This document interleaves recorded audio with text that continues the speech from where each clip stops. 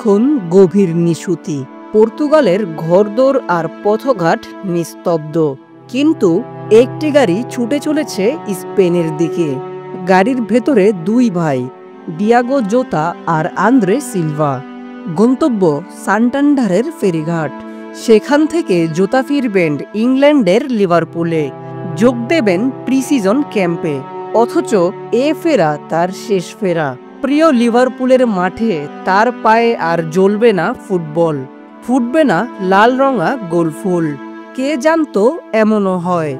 সময়ের আড়ালে নিঃশব্দে ঝরে যায় পাতা, নিভে যায় প্রিয় কোনো পুষ্পমালার আলো, হারিয়ে যায় অসংখ্য হৃদয়ের প্রিয় ফুটবলার ডিয়াগো জোতা।